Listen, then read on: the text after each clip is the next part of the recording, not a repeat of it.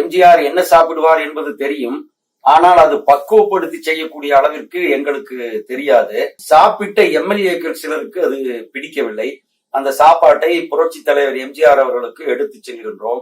சாப்பாட்டை புரட்சி தலைவர் எம்ஜிஆர் அவர்களும் சாப்பிடுகிறார்.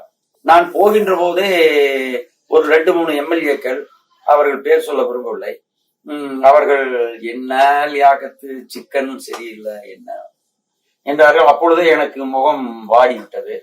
எம்ஜிஆரை சென்று உள்ளே பார்க்க போகிறேன். இது எப்படியோ எம்ஜிஆருடைய காதுக்கு பரவிவிட்டது.